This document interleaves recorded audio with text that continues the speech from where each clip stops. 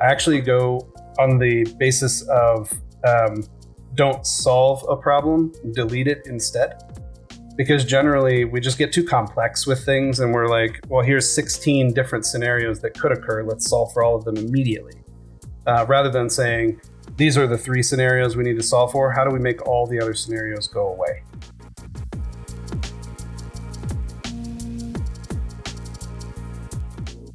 Welcome to Tabletop Talk, a podcast where I talk to tabletop gaming creatives. I go beyond what they make, and my focus and passion is learning how and why they create.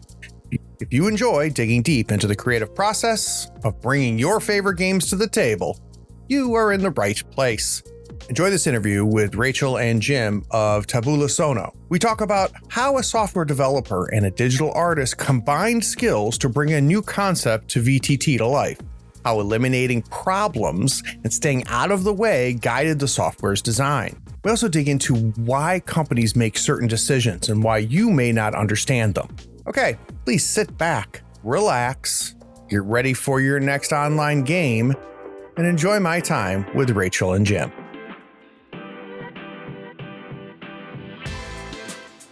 My name is Anthony Boyd, but you might know me better as Runeslinger. When I'm not working on my own sporadic RPG, podcasting, and video projects, I listen to Tabletop Talk for its far more regular, deep dives into the brains of top designers in the role-playing game and wargaming spaces. I enjoy it a lot, and I think you will too. Howdy friends, Craig here. Today I'm chatting with Jim and Raychel. They are the sibling duo behind the browser-based 3D virtual tabletop Tabula Sono. Now Raychel spent most of her artistic life seeking to bring beauty and aesthetics to everyday communications and functions. She has spent the last 20 years immersed in all things visual design. Advertising, editorial, experiential, events, user experience, user interface, graphic systems, and content creation. She gets swept away by the stories created through tabletop role-playing and hopes to one day stop making things look nice for long enough to write an epic fantasy series, which, by the way, she's got 5 in progress. She loves animals, forests, music, and having fun. She is the mom of 1 human, 1 dog, and 7 plants. Ray, welcome to the 3rd floor.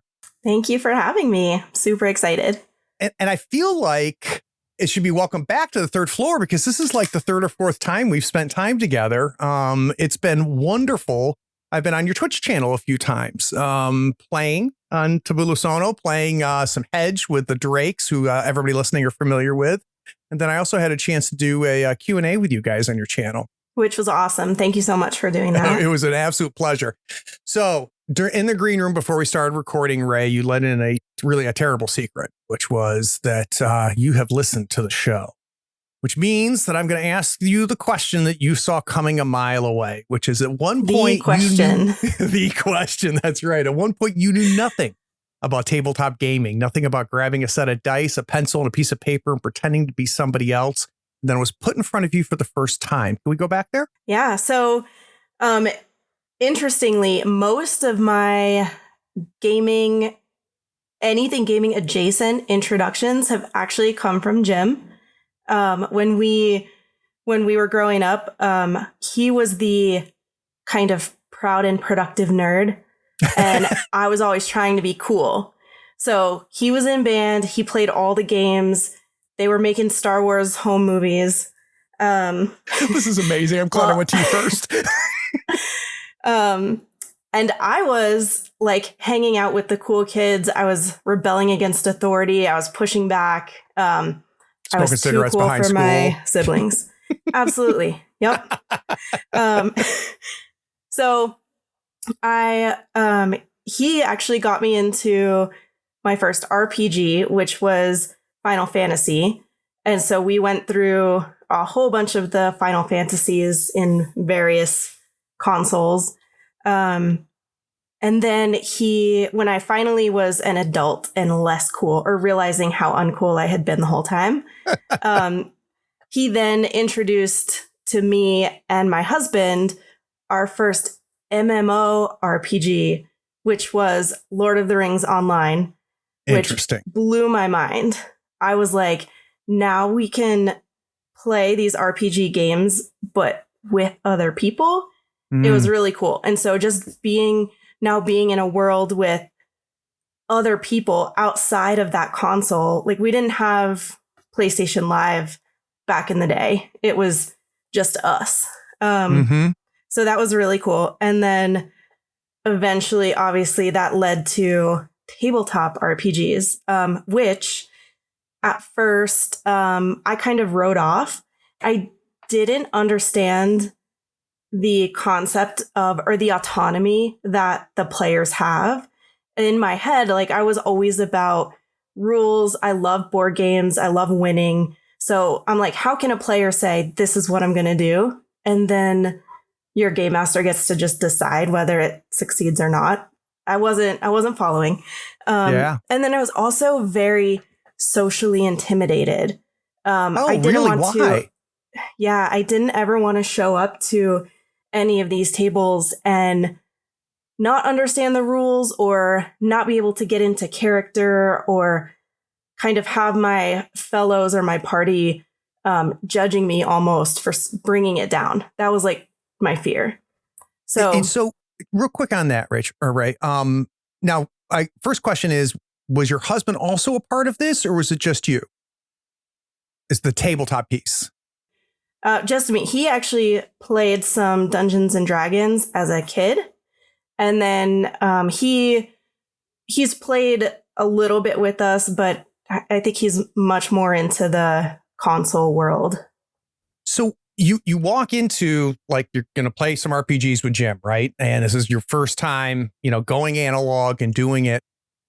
But you've got this pressure that you're feeling. And what I'd love to understand, Ray, is where do you think that came from, right? So where did you get this idea that you had to win an Emmy, right, at the table? Yeah, so I think it came from two places. One was just growing up playing card and board games. They're all about rules-based moves, strategy, and then winning. Like you want to win. So, right. And I was really good at card games growing up. I was a monster at Monopoly. No one in our house ever wanted to play because I was just a monster.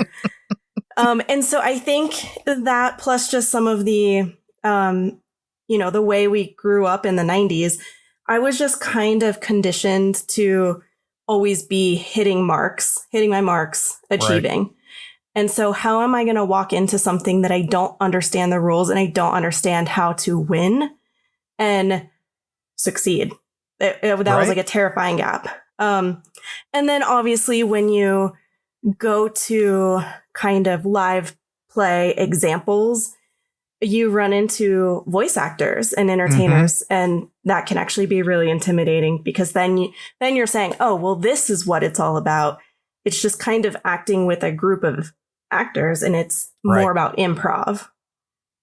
So it was just all confusing. A lot going on. So now, Ray, what I want to do is I want to go to the table. So Jim finally bamboozles you into sitting down at the table. Can you walk me through what you had been told and what that first session was like? Yeah. So, and I actually tried a couple of tables and random one-shots before what I would consider my first campaign. And the time that it finally sort of clicked, it actually started as a beginner's night that we were doing together, and there were a couple of strangers in there too. So I felt like there were no expectations. We were there for a beginner's night.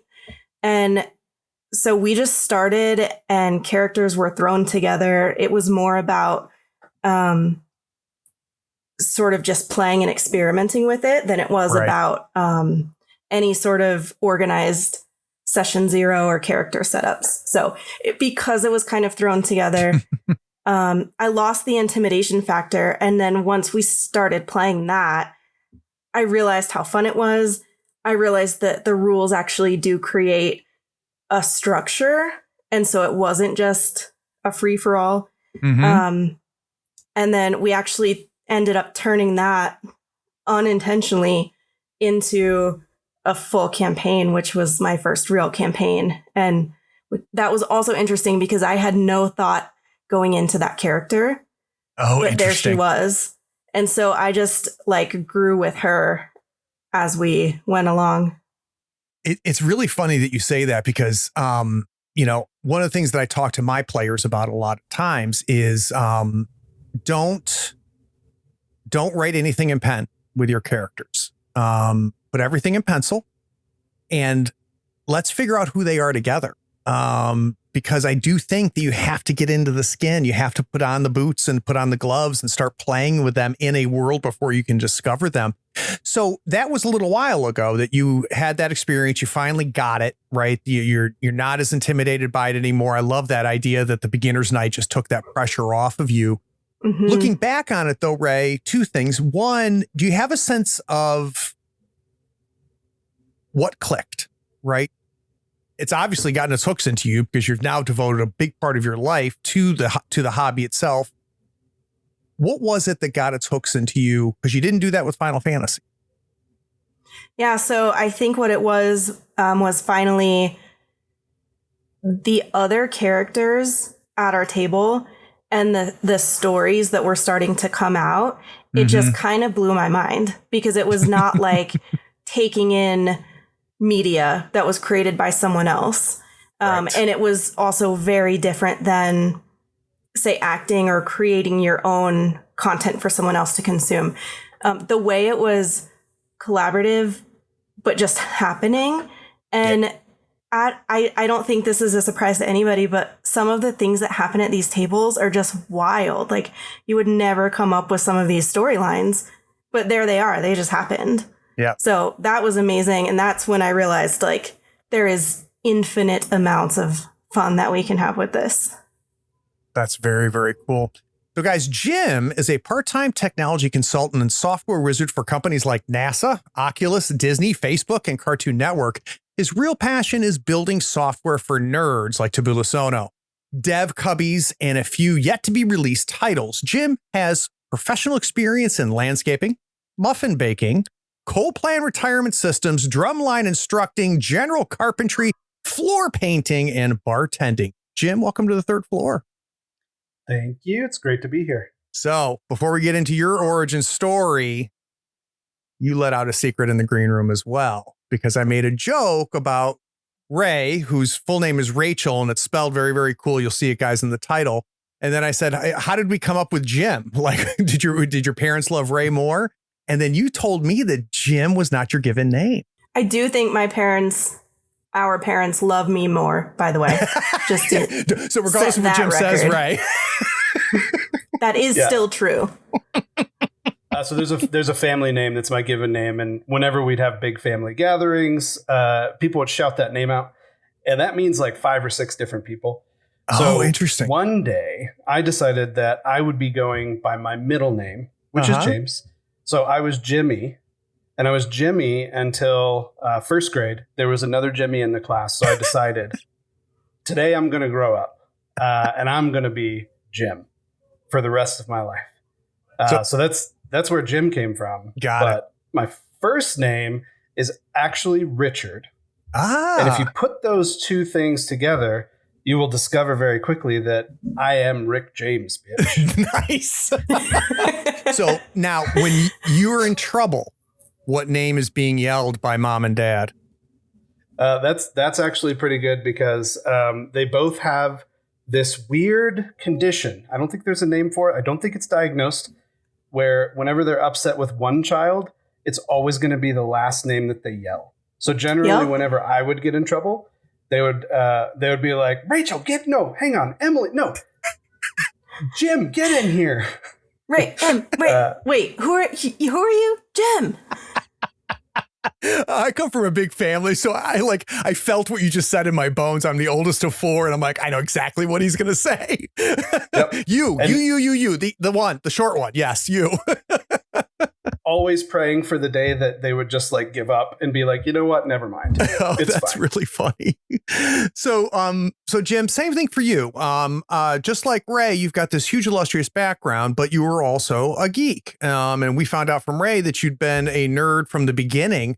When were you first exposed to tabletop gaming? Can we go back there? I was sitting at my desk in an office. This is back when people had offices. You remember that?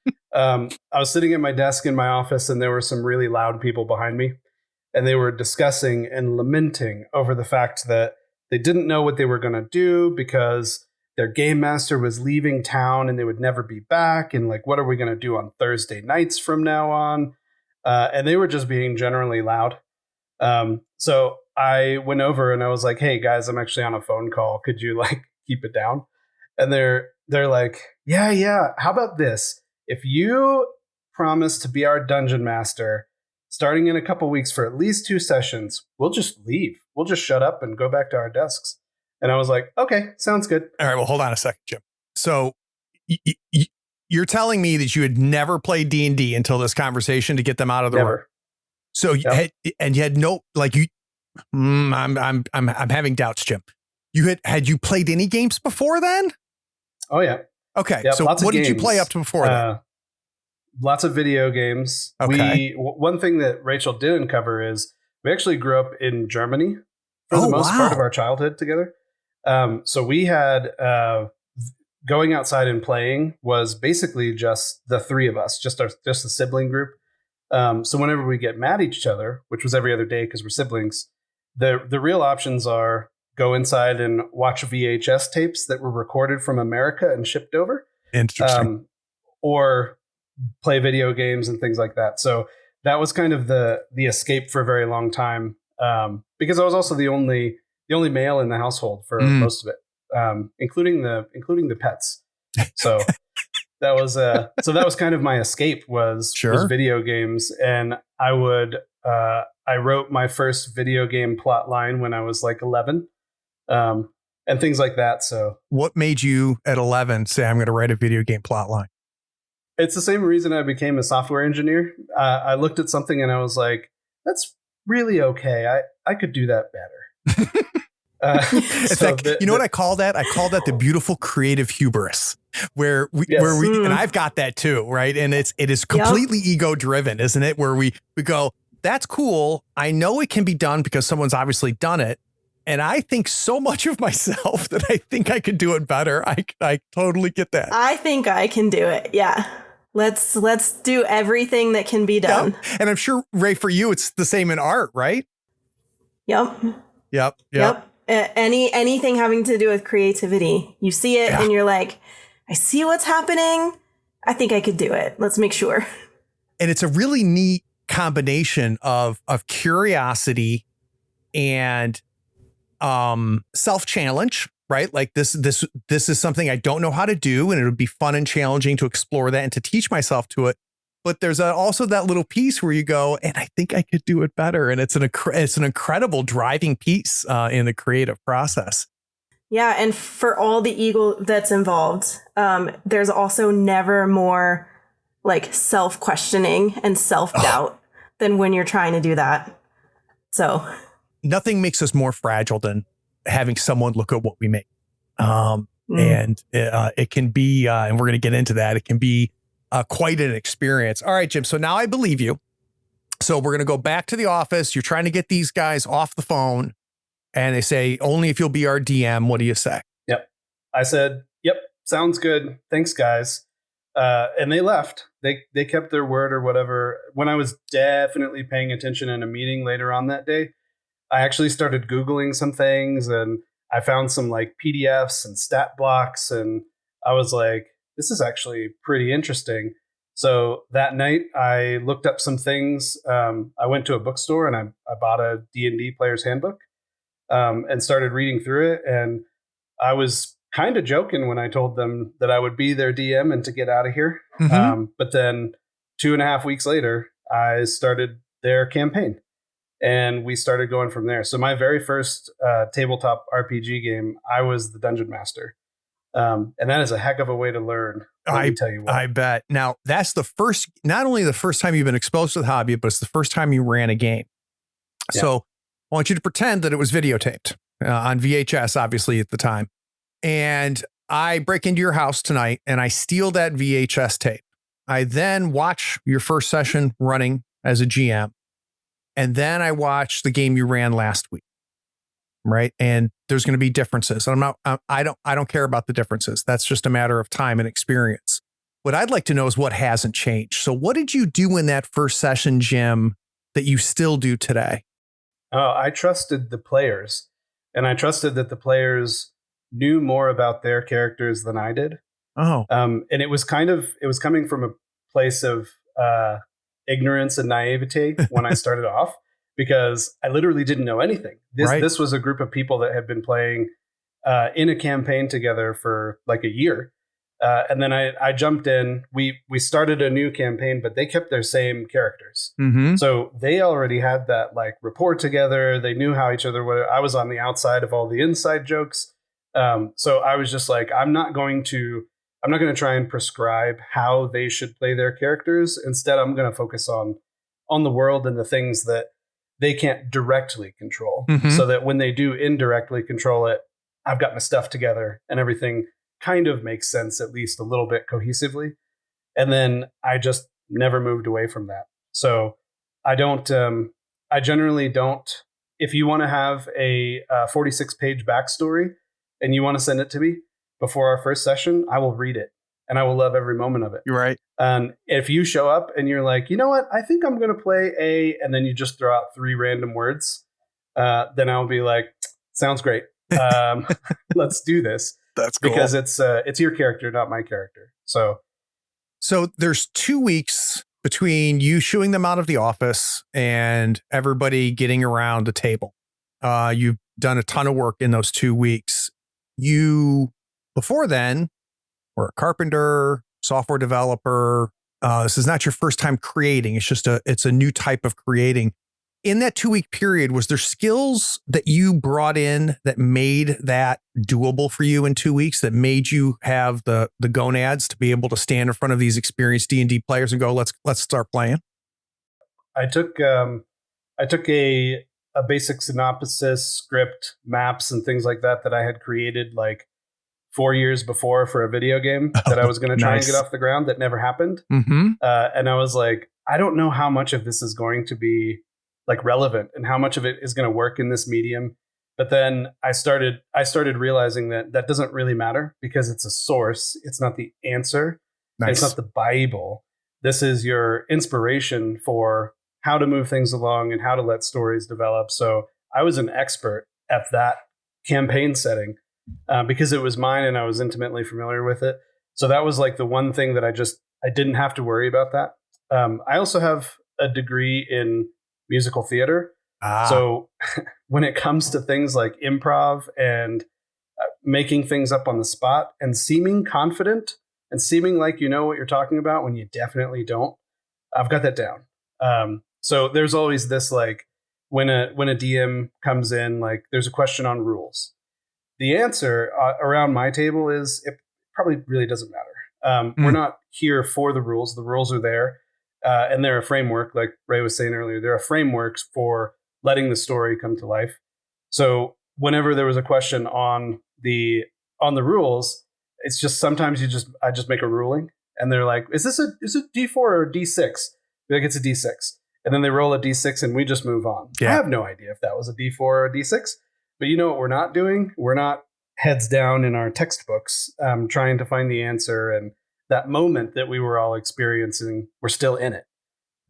So yeah, I think my sales experience of just pretend like you know what you're talking about, even if you don't, especially if you don't. Yep. And then also just experience in improv and also writing and knowing the campaign setting. It was not as challenging to get into it as I thought it was going to be. So Jim, I've gamed with a lot of developers. I come from software development. I'm not in it now, but a good part of my career was in software development. And my question I was going to ask you has changed, because initially what I was going to ask you is, and working with a lot of developers in tabletop gaming, rules are super important. I want to understand the rules. I want to know the rules.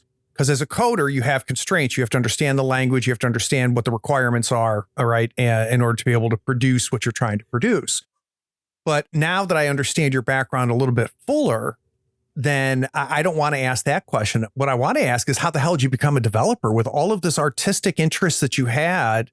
What drove you to be a software developer? That's a really good question. And the real answer is I had some really, really awesome instructors and professors in college. Oh, really? That were actually paying attention, because sometimes you have the classes where there's 200 and something whatever in a seminar hall, and that dude doesn't know a single one of our faces, much less our names, or how we're doing.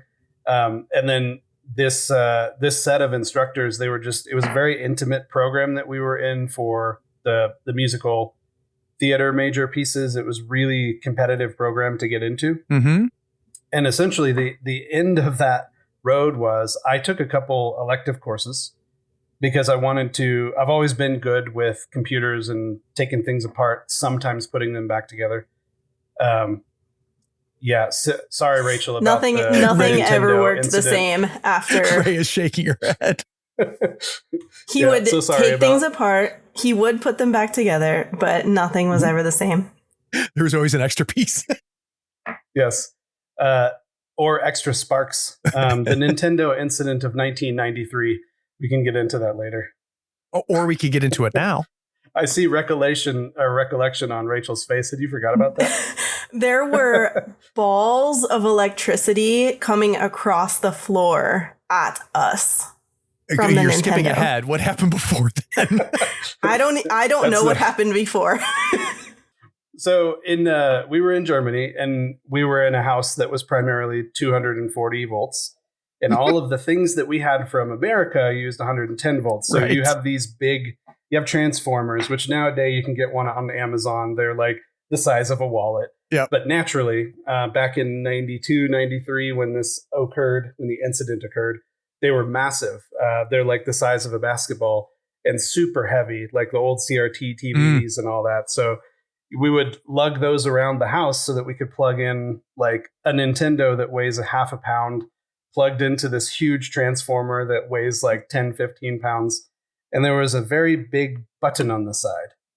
So what was I supposed to do but to push the button? Oh, boy. The button was like a fuse reset, like a circuit interrupt or whatever. And when you push that, in the olden days, electricity had to go somewhere. So when you push that and it's unplugged from the wall, those two things put together means it literally sparks out from the button that you just pressed. And we had like little balls of plasma lightning like rolling around on the floor. Oh, my goodness. And then smoke came out of the Nintendo. My brother Nicholas Tesla, right? Yeah, that's terrifying. Incredible. So you Jim, you take some electives, you start getting into coding because you've always enjoyed computers. Did you fall in love with it? Obviously, and to start making that part of your career. It was all right. Yeah. So I was into the musical theater part. I was into the theater part, theater tech, like the concept of taking something and making it come alive and showing people. I've never had the anxiety of like, look at what I did. I really hope you like it, which is that's the ego part of me. Like, here's what I did and it's awesome. And if you don't like it, that's on you, buddy. So I'm kind of a performer at heart, I think. So that was why I went into that. And it was okay, and I was good at it. I was really good at math. I hate math. So then we had a sit down with our advisors, which was just like 2 or 3 of the teachers in the departments that came together. And he invited one of the computer science teachers into our meeting, which was very weird. So essentially what they told me was, you are pretty good at both of these things. Mm-hmm. If you go into musical theater, you will be a starving artist. And you might get lucky enough to get some auditions on some pretty cool things. If you go into technology, and you focus on here, then you are pretty much guaranteed to make lots of money and be financially secure. You can do either of these things as a hobby. So they gave me some pamphlets, which was cool, and did a lot of research and all of those things. And they were right. You can do both of those things as a hobby. And I chose to go the technology route because once I started getting into it, I started seeing that my creative side could be applied over there. And rather than what you were hinting at earlier, the usual mindset of like rules and restrictions and things like that, I actually go on the basis of don't solve a problem, delete it instead. Because generally we just get too complex with things and we're like, well, here's 16 different scenarios that could occur. Let's solve for all of them immediately. Rather than saying, these are the 3 scenarios we need to solve for. How do we make all the other scenarios go away? And that requires some very creative solutions, out of the box thinking, and some riffing and improv with your teammates. So I found that I could get my jollies in that kind of scenario. And if that's where the money is, and that's going to allow me to fund my other hobby, then that was the right decision for me. So that's how I got into it. And I definitely don't regret that decision. Yeah, Jim, you and I are very similar. I don't do what I love. What I do is a job that allows me to do what I love. I do a job. I'm good at it. I'm very lucky and blessed that it pays me well. That allows me to have this podcast and the channel to have a third floor of my house devoted to gaming. So you and I are very, very similar in that way. Guys, the Insider Insight series allows me to sit down with designers, developers, artists, writers, and creators and learn how they approach their work. I try to understand their process, inspiration, and the methods for crafting their creations. That's exactly what we're going to do with Ray and Jim. We're going to be back in just a minute to talk about where the hell a 3D browser VTT comes from. We'll be right back.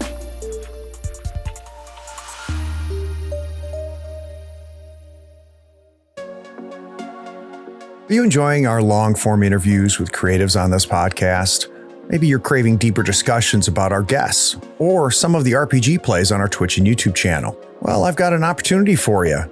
You see, Third Floor Wars now has a Patreon-only Discord server. You can join a vibrant community of like-minded enthusiasts diving deep into every episode of our RPG plays and podcast. Connect with fans, engage in spirited discussions, and unlock the behind-the-scenes insights.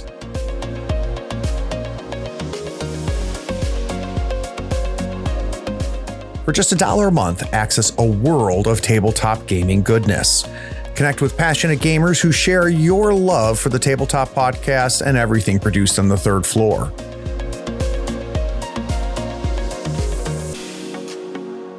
As a Patreon supporter, you also enjoy ad-free episodes of this podcast. You can immerse yourselves in captivating stories and fascinating interviews without interruptions, taking your listening experience to a whole new level. By joining the Third Floor Wars Patreon community, you not only gain exclusive access to the Patreon-only Discord server, but you also support the growth of my podcast and channels. Your contributions enable me to continue creating high-quality content that entertains, educates, and upskills tabletop enthusiasts like yourself. Maybe don't wait. Join the Third Floor Wars Patreon today and unlock a world of camaraderie, discussions, and knowledge. Visit patreon.com/Third Floor Wars or check the link in the show notes and come join our community. The Third Floor Wars Patreon-only Discord server awaits you. I and the other patrons can't wait to welcome you with open arms and a fistful of dice.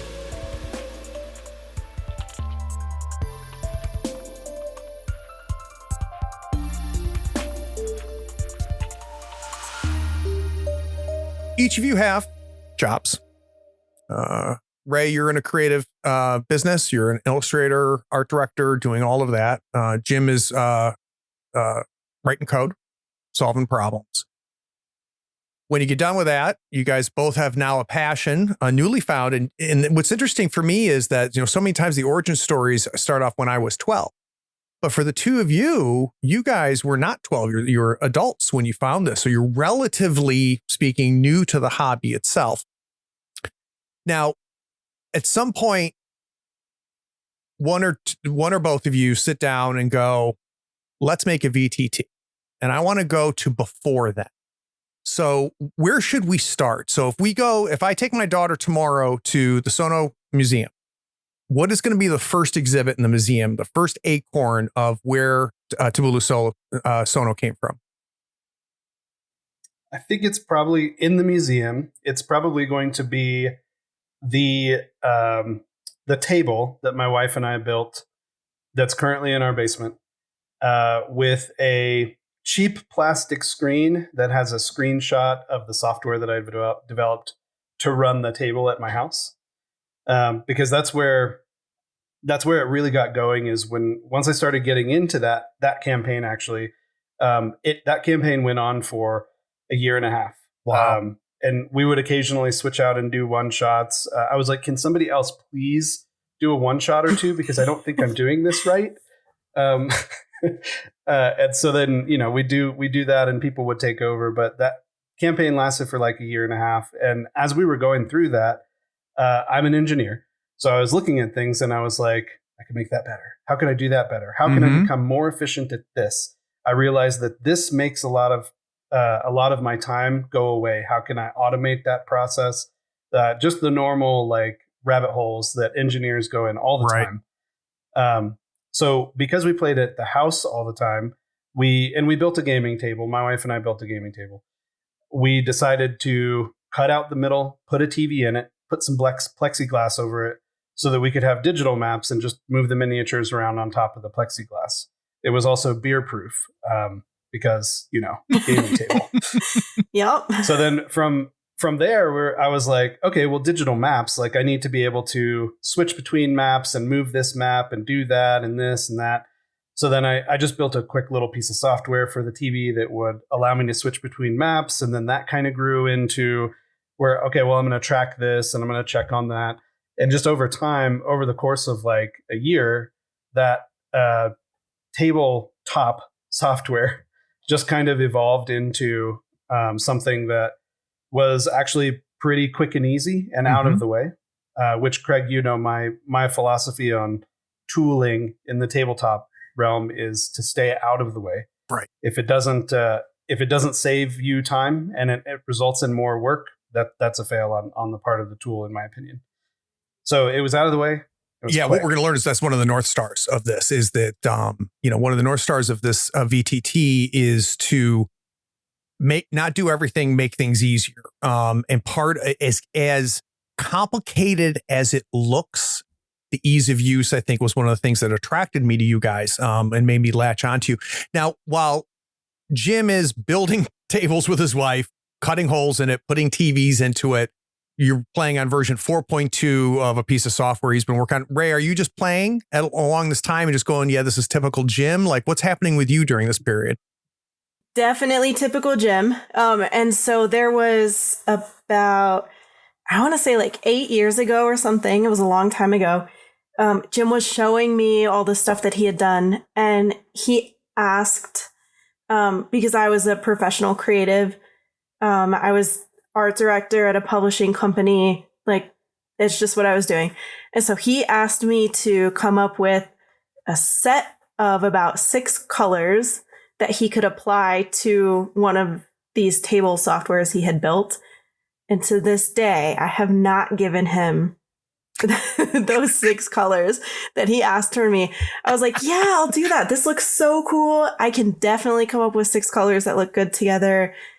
And Jim is always the drive and the driver. And I have always been, how can I get done with my job so that I can go into basically fantasy land? Yeah.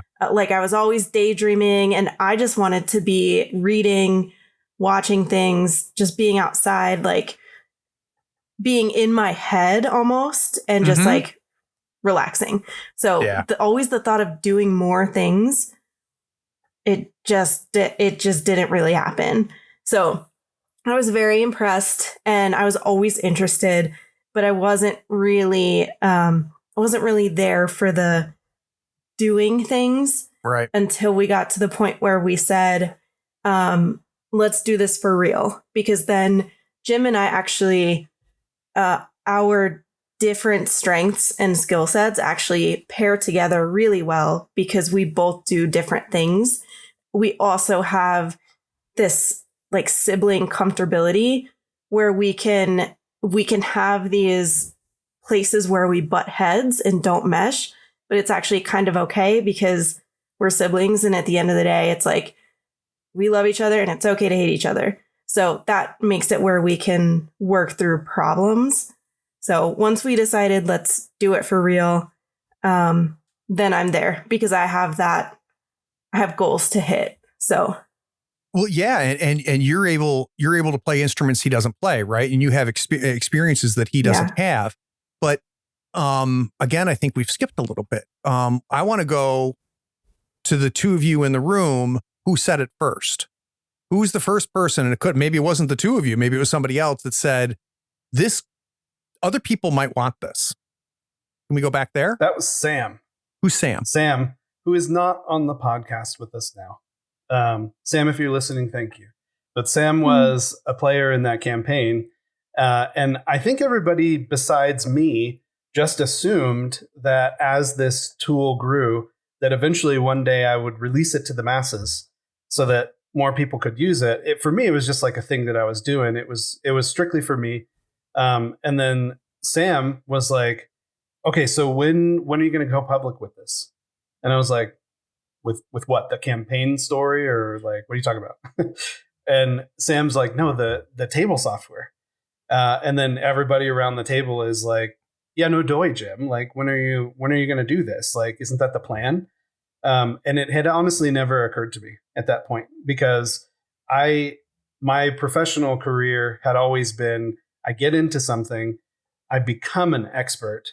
And then once I'm an expert, I feel comfortable in consulting on it or building things or being in charge on it. And I'm not an expert at anything tabletop. And spoiler alert, I will never be. And that's one of the things that I really like about it is I'm always getting better. Yeah. There's never a ceiling. There's never a cap.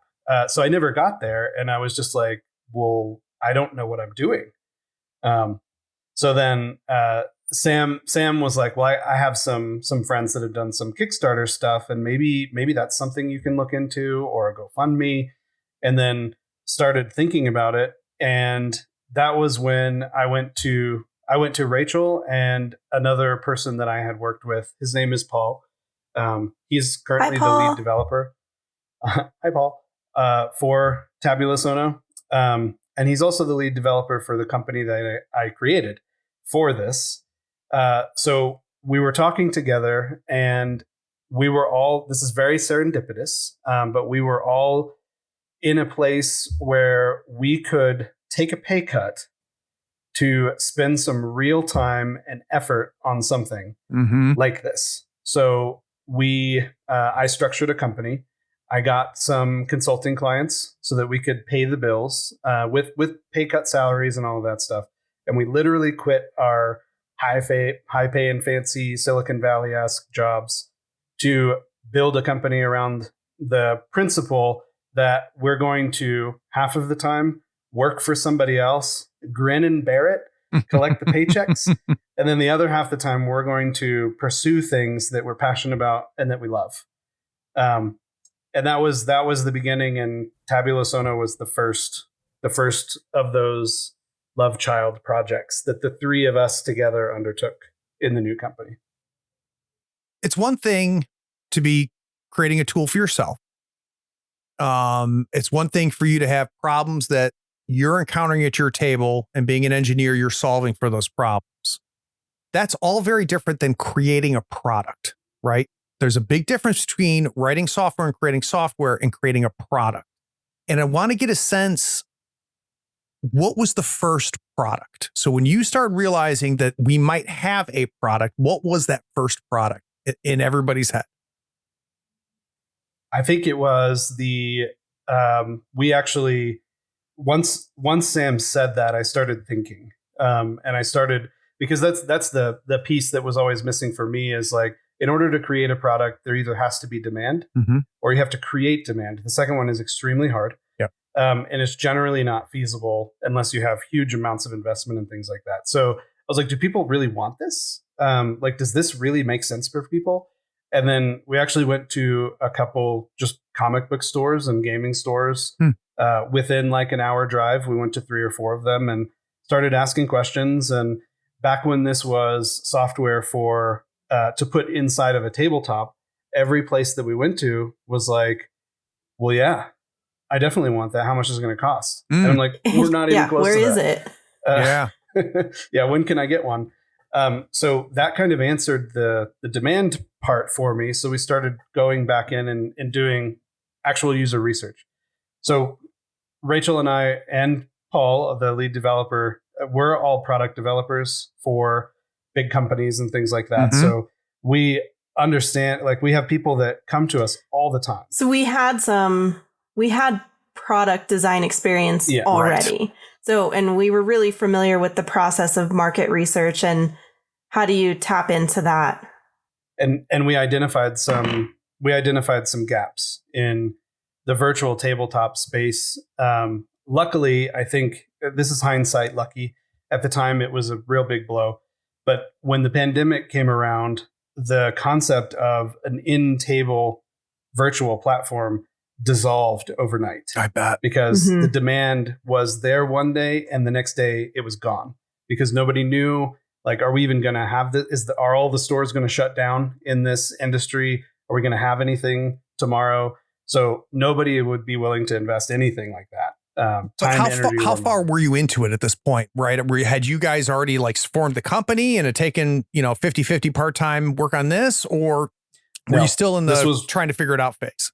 Still trying to figure it out, but this was right before that. Got it. So we, right before we decided to split off the company, we're going all kinds of out of order. This is like one of those TV shows that starts at the end and then it's like 12 hours earlier.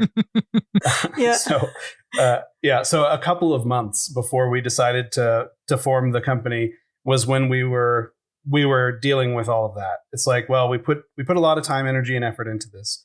We didn't have anything that was throwaway, right? We'd be able to use it eventually one day, maybe this, maybe that. And then we came up with the idea to pivot and go to completely virtual, so that you do not have to have a piece of hardware sitting in here. So it became less niche, which to a lot of product developers, that sounds really cool because it means your market is bigger. But for us, that was a little bit scary because we deal in the specifics. So if you tell me 3 goals, then I will accomplish all 3 of them to the utmost. As soon as you have 10 or 15 goals and you have people that want to do it this way and people that want to do it that way, there's a lot of gray area there. So totally doable. We've done it a billion times, but it was definitely a different game than what we were planning on playing. But we went through and we started doing the research there. There's a couple straw on camel backs that happened with a couple of our jobs at the time that I won't get into. Sure. But we were pretty much primed and ready for a change and a pivot. So we basically just, pardon my French, we said, fuck it, let's go all in. So Ray, you're familiar with this process of doing market research, putting together a product plan and taking something from idea to product to market, right? It's something that the two of you had done professionally for a while, but the product is now changed, and which means the requirements change and what you're going to make is change. As you were going out now, instead of looking at furniture and the type of software that was running in furniture, as people were playing these games, you're not looking at Roll20, you're looking at Foundry, you're looking at Fantasy Grounds, you're looking at all of these VTTs that are out there. That's very different. And I'd like to get a sense of what that was like for you. Like, are you going like, what, like this is dumb, or did you immediately, start to identify opportunities? Can you walk me through what that was like? Yeah. So at first it was difficult because I felt like a pivot was almost a backup plan. So it's hard to sort of take a blow and then be like, no problem, pivot. Yeah.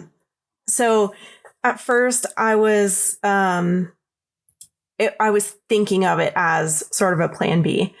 as soon as we started researching, talking to people, trying things ourselves, I realized very quickly that the tools that are already out there that we were looking at were amazing.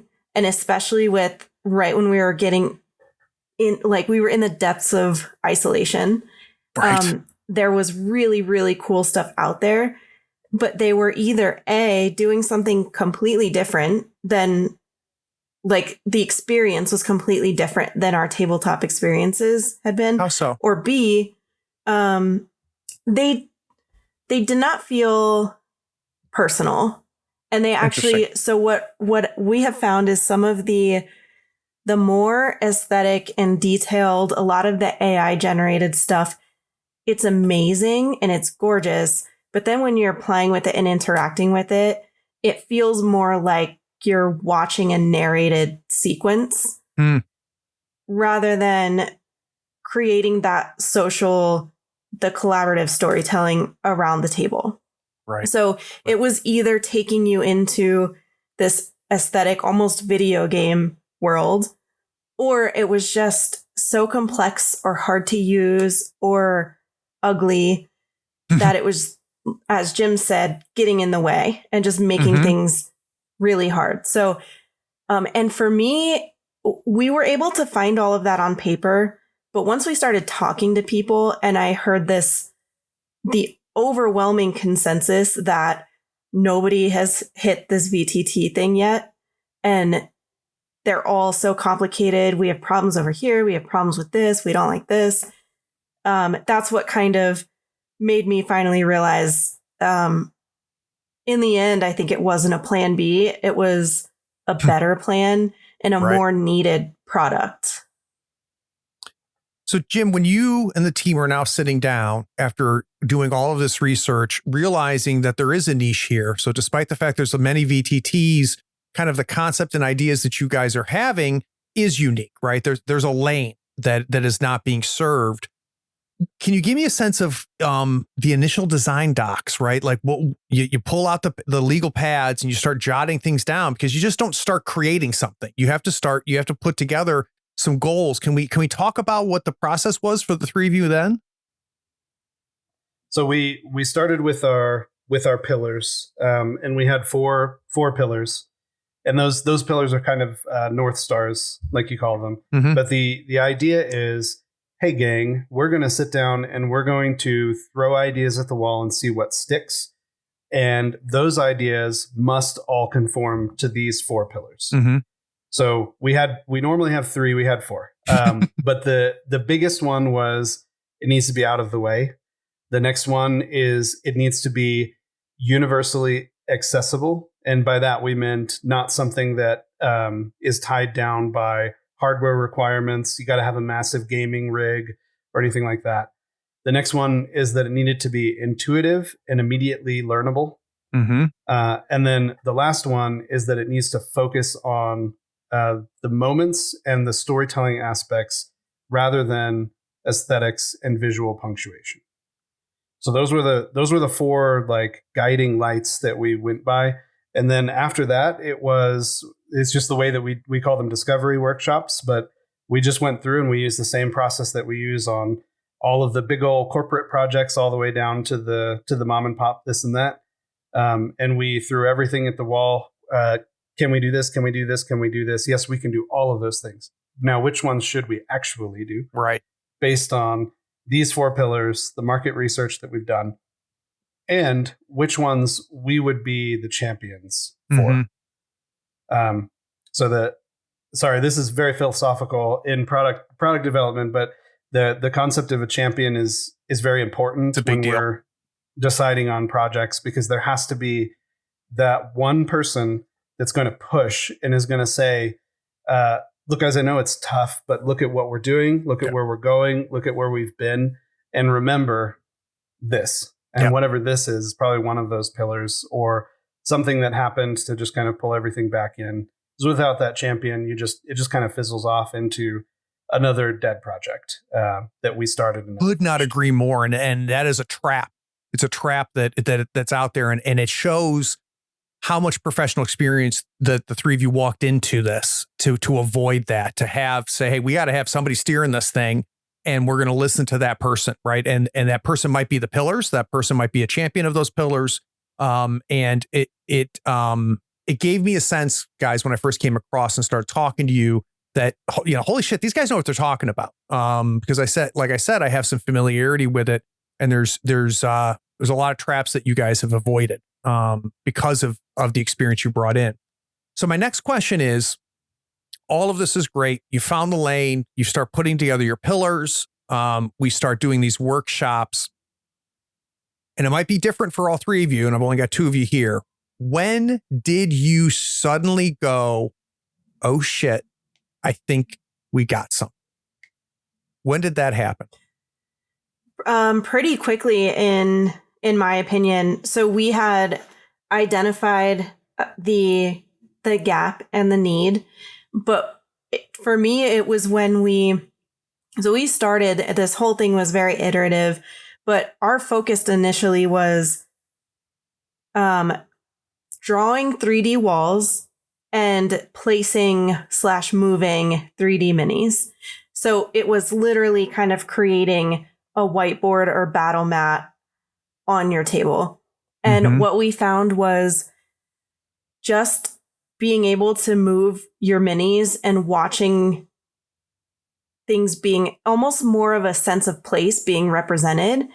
And it was keeping us in that mindset of we're all sitting around together playing, rather than taking us into the MMORPG land. We could go play Lotro or cooler games if we wanted to. But what we were missing in terms of kind of like body language and that social energy of being in person around the table, we were gaining back almost immediately by having those player controlled cameras and the ability to just, wiggle your minis at each other and talk and let things develop as Jim is like drawing a room around us while we're playing. And so we realized that this kind of lo-fi sense of place, putting that over the aesthetic world, and I'm a very aesthetic person. So when we realized that that was keeping us in that we're playing around a table together mode versus everything else was feeling so virtual, to me, that's when I was like, people are going to like this. And then every time we showed somebody or talked with somebody, they were just like, this is amazing. And they just had to do it. So the fact that people just had to get in there and control the camera and move their mini, that to me was like saying, it feels good for people. So I'm going to toot your horns here real quick, because I'm going to share with the audience my experience. So a couple of Drakes, which the audience is very familiar with. Navi and Sean have been on the show a few times, and they've been on the YouTube channel as well. Navi reached out to me and says, hey, Craig, we're going to play Hedge with on this VTT with the people that have made it. You want to play? And any opportunity I have to play with the Drakes, I'm like, yes, please. And Hedge is an amazing game. So yeah, clear my calendar. Let's go. I say, hey, what do I need to download? Can you guys we're going to meet an hour early before we go live, because I need to, get stuff put together and stuff like that. And the casualness I was getting back was making me really freaking nervous, because you guys are like, yeah, we'll shoot you a link like 5 minutes before. I'm like, and I'll be full disclosure, I thought the whole thing was going to be a goddamn disaster. I was like, and again, don't take this the wrong way. I didn't think I was dealing with serious people. Right. I'm like, what did I just sign up for here? So 3 minutes before we go live, I get a link saying, hey, here's the link to the video that we're going to talk on to get on the live stream. And then here's a link to the VTT. And I'm like, good God, this is just, and God bless Sean. Sean is amazing at designing games. Sean is not known at designing VTT environments, right? That's not how he makes a living. So I'm like, all right, you know what? I don't care. This is gonna be fine. And the Drakes gave you guys a ton of rope for me a ton of leeway, right? So guys, I get this link. I had more trouble getting on the software to do the stream, to share the video and the voice, than I did to get into the VTT. I hit the link. I'm in the VTT in 2 seconds. Immediately, I immediately intuitively know how to grab a mini, put it in there. It's 3D through a browser. And the biggest thing that happened, and this was a really big deal, listeners, is on the fly, I watched Sean Drake create the entire boss battle for all of us, and it took him maybe 2 minutes. So as we were playing, we reached the finale of our little one shot. Sean, as we are playing, builds out an entire environment for the boss battle. And there's links, you guys already know, scroll down to see the links to see this thing in action. It's pretty neat. It's pretty damn neat. And watching it is one thing. I just want each of you just to take a second to try it, and you're going to see what I'm talking about. So I think that what you guys are talking about, you definitely hit those notes. So now you say, okay, I got a problem. We have got a market that's not being fulfilled. You now realize, oh shit, this is good. Like, people are going to want this. Now what happens? So now we have to figure out. So that's the product viability study. Right. So we say it's feasible in the marketplace. It's potentially profitable. And for us, that really wasn't even one of our things that we were worried about. And it's something that has longevity so that we can get a return on our investment. And again, the return we on investment to for love this, it. right, was the return on investment was not necessarily money for us. Right. It was, we're going to put blood, sweat, and tears in. There's going to be some hard things. We're going to go through some tough times. Are we going to have enough good times to outweigh them? So once we went through and we realized the answer was yes to all of those things, the next step is, okay, how do we get it out there? Because it's a very, very saturated market. Everybody and their mom makes a VTT every other week. So that's when we get into market distinctions now, is what makes you, and a market distinction is different than a market differentiator. Yep. But a market distinction is what makes you stand out from the other guys, not necessarily what makes you different. If you can take something that everybody does and do it slightly better, you're distinguished, and that's all good. Sorry. I like to teach too. Dude, this is great because I'm telling you right now, Jim, there's people listening that don't know the stuff. I'm nodding my head, right? Because I have familiarity with this, but this is fantastic. And it's important for people listening that are just consumers of all of this, for them to understand this, because, and just as a quick aside, I'm going to rant for just a second. Like, it's very frustrating for me to watch fans and users, and these are players, these are people that play mini games and stuff like that, come in and go, they'll say like, well, why did you do it this way? And the thing that I keep trying to explain to some people is, whenever you encounter a company that is making decisions you don't understand, you are 99% chance guaranteed that you are working with inadequate information. You don't understand everything, which is why the decisions don't make sense to you.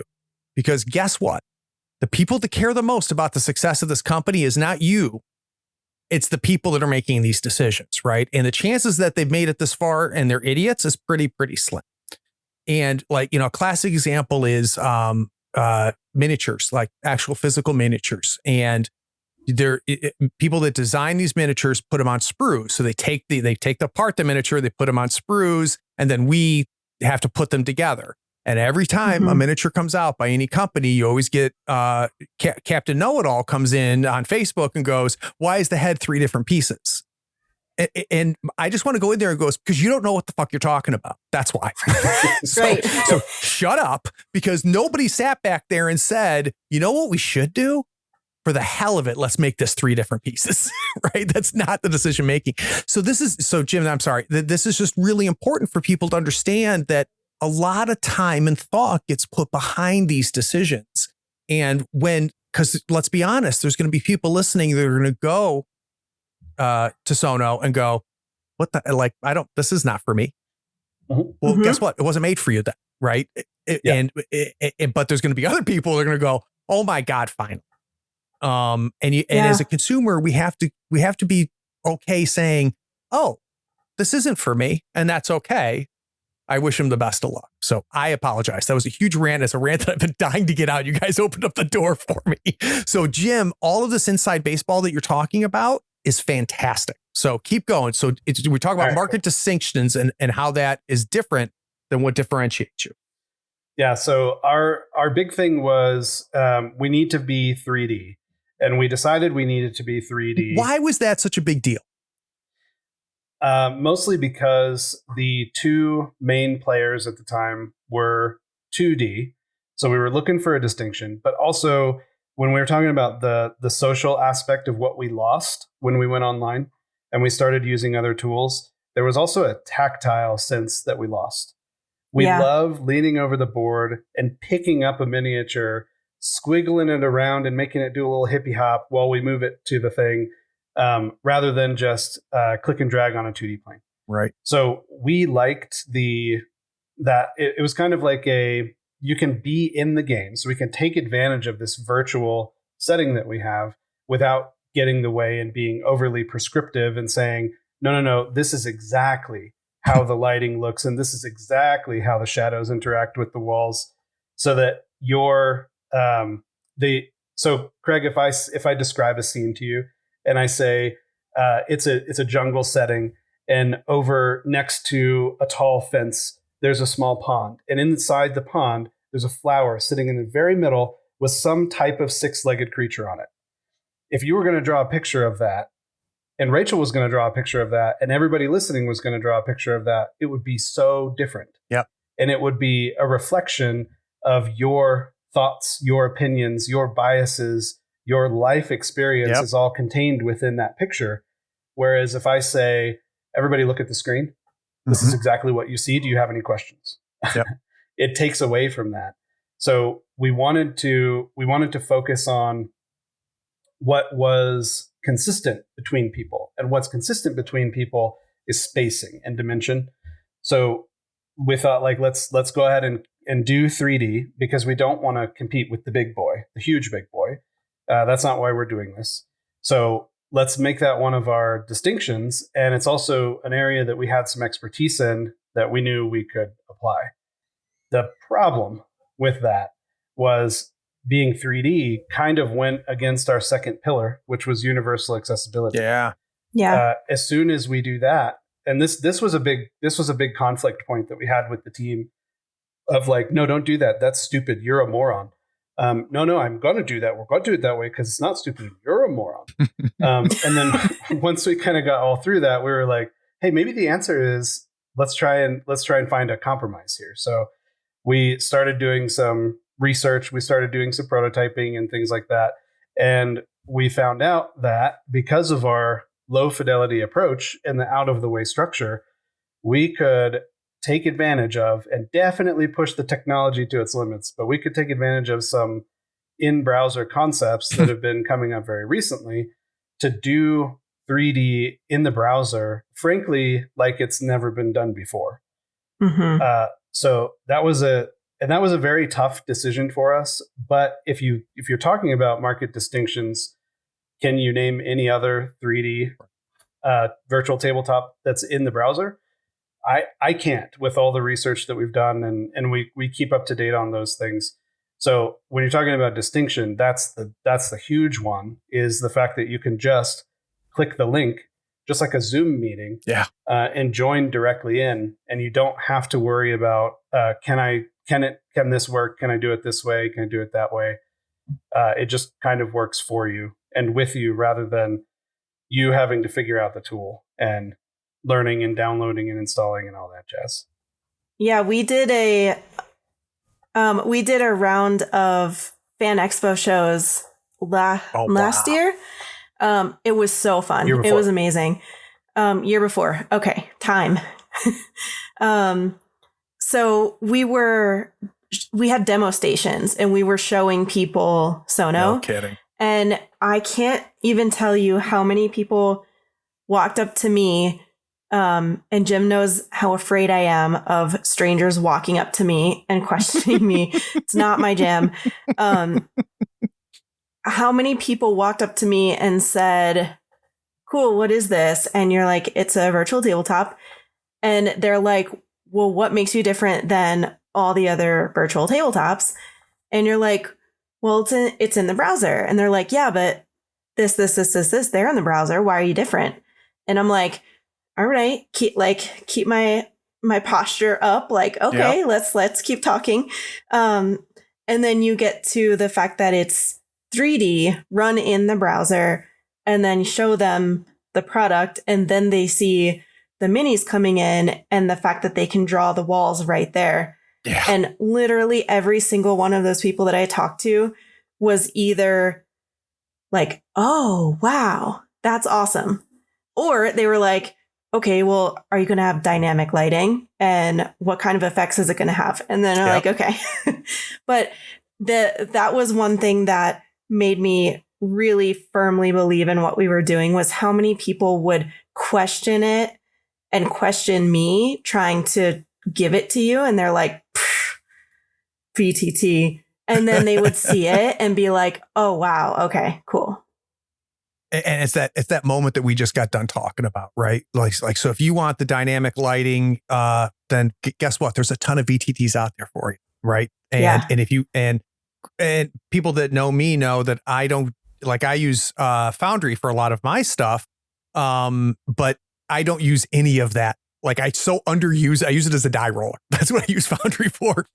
And it's because I don't have 7 hours to build these beautiful things in Foundry, right? I don't have that time. Mm-hmm. And it's part of what I love about Sono is that, hey, if that's what you want to do, dude, there's a ton of stuff out there for you. That's not what this is, which again is why we go back to what we just talked about before, which is you have 4 pillars, you have a champion, and we say, this is what we're doing, and we evaluate as you go through. So this is, Ray, a perfect transition for the 3 of us into the next phase of things, which is the 3-4 of you on the team are like, patting each other on the back and grins, opening beers. But now we go out. We go out of our basements. We go out of our bedrooms. We start showing this to other people. And obviously, you got a lot of great feedback because you guys are doing this now. And it's made and it's out there and it's available for sale. Was there feedback that you got that made you change anything? So what was things that you heard that made you go, what they're saying is a problem now that we go back to our pillars, we go back to the process. I would love to know if there was anything that bounced back that made you go, ooh, they've got a point.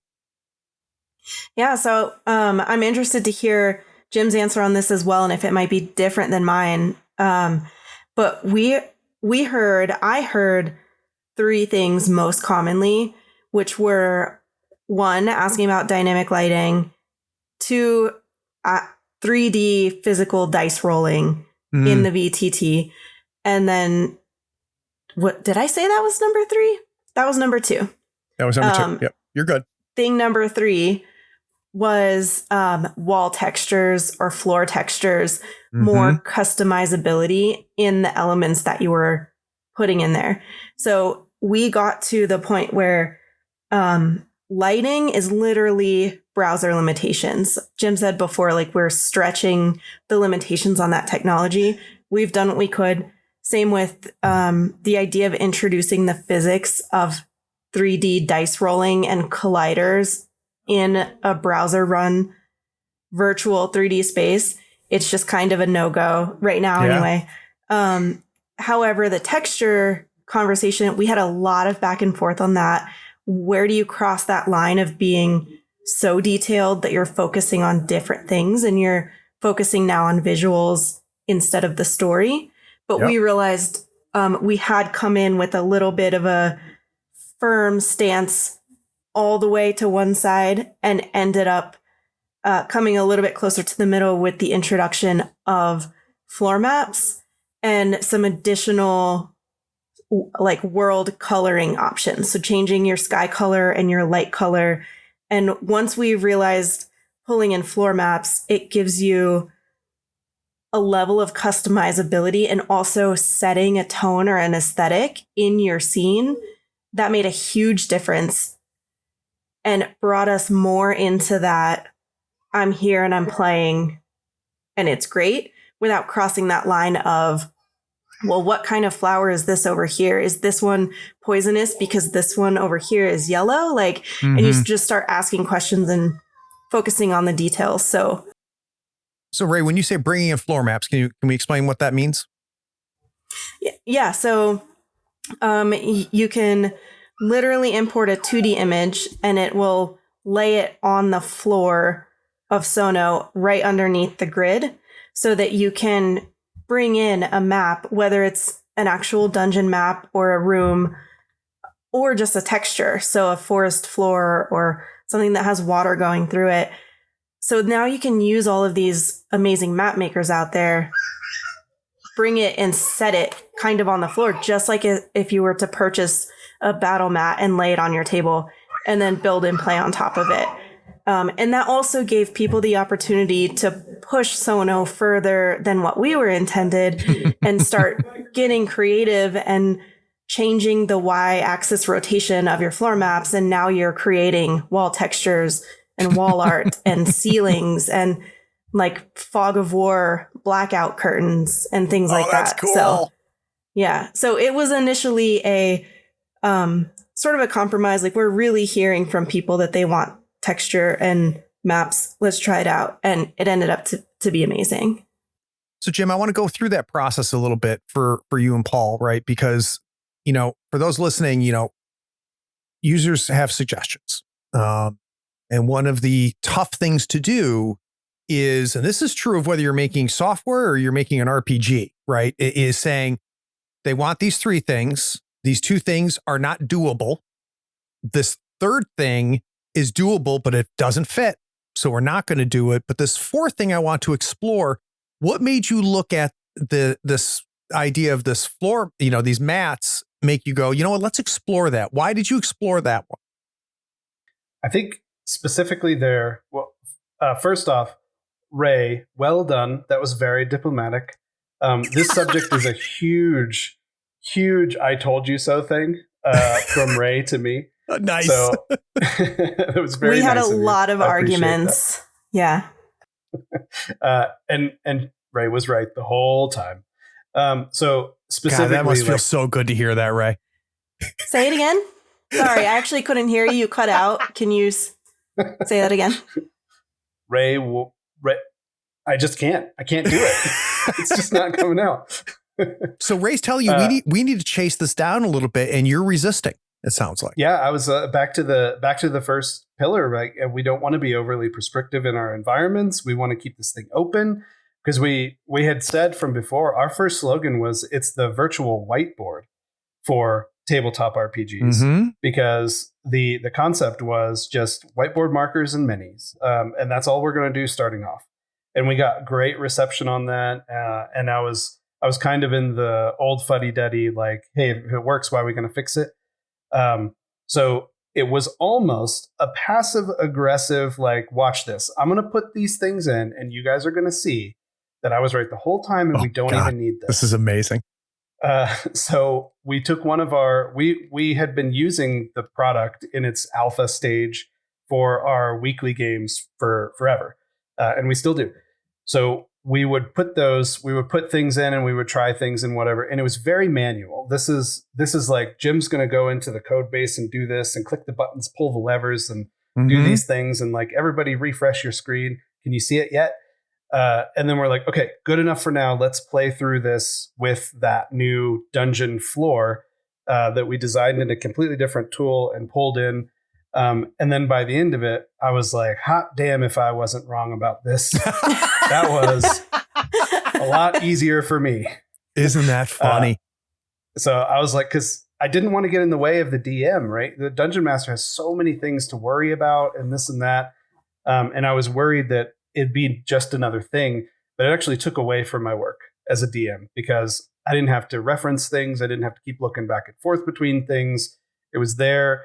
As long as it wasn't this whole as long as everybody still understood, this is a visual representation of where you are. This isn't exactly what it looks like and what it feels like. So with it being just 2D on the floor and 2-dimensional on the floor itself, your real dimension is coming with the miniatures and the movement of the miniatures around. So we didn't lose that feeling of This is just representation. Do the rest in your brain, please. And I was definitely wrong about that. And once we took that was in between two of our shows that we went to. We put it into the next show, and there were a couple people that were also at the last show because they wanted to see different celebrities this time. And they came back and they pulled it up and they were like, "What is that? What is that?" And I was like, "That's a floor map." And they were like, "You can do that?" Like, yeah. And they're like, "Oh my gosh, I have so many ideas. I have so many thoughts. Can you do it this way? Can you do it that way?" So to see the people that were already sold come back and just be like, "Holy crap, I didn't even know. I had no idea." I was sold during that session, but then every other indication after that was just like, egg on your face, Jim. They should have done this the whole time. So I'm going to ask the question that I know a lot of listeners are thinking, and I'm going to sound smug when I do it, but that's all right. How the hell are you guys going to make any money? And how much does this cost me? Yep. So it's free to start off with. And that was another conflict point. We're all on the same page now for sure. But when Raychel was talking earlier about the people would come up and we'd say, it's a VTT. And they're like, okay, cool. Sounds great. And then, oh, well, it's 3D. And they'll be like, yeah, okay, cool. Keep going. And then you say it's in the browser. And they're like, I don't know if that's possible. The aha moment happened for everybody that we were in person with and doing user research on.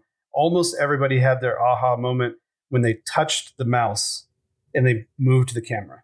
It's not something that we could explain. It's something that they had to experience. So we made the decision after doing that pretty early on that this needs to be free so people can jump in and try it. And then from there, we were talking about monetization strategies. We were talking about what's our break-even point look like if we go this route for funding or that route for funding.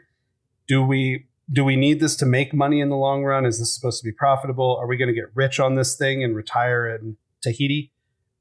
So once we put all our ducks in a row there and made our decisions on those, it came out to be, this is going to be a passion project for as long as we can do it. So break even would be great. Mm-hmm. And that's where we went into it. So we're not worried about profit here. We are worried about being able to reinvest earnings back into it to make it better. And then if one day things take off crazily or whatever, and we can retire in Tahiti, as long as I have good internet and we can keep developing it, that's wonderful. So we decided then, yeah. Tahiti's oddly specific, by the way, but go ahead. Yeah. It was literally the first thing that came into my head. So there's a world map to my left that I was looking at when I said that. I didn't even know I knew where Tahiti was until then. But Jim, I can spend money on this, right? So I love the idea of, and I love how you explain why, right? Because you have, and I agree 100%, you have to go through the experience that I went through to get this. Because I went to the website and I'm like, okay, this is before I played Hedge, right? I was like, okay, this is kind of cool. And I saw browser 3D and I'm like, I'm going to see it. So I guess I'll believe it when I do. But the experience thing is key. So I do love the idea that you let people touch this, for lack of a better word, in order to understand what the hell it is. But at some point, in order to break even, you need me to potentially spend $1. And I'd like to get a sense of where and how I do that. Yeah. So what we're trying to be primarily free, because we know that, and this is from back in the day working on some free to use and freemium software pieces that are not necessarily in the gaming space, but also is that if people are behind something, and they have an opportunity to support and put money into it, that's a very huge driver, but you also have to give them back added value. Right. And this can't feel like a pay to win type situation where it's your only option, because then that actually detracts from everything that you gain by being a free product.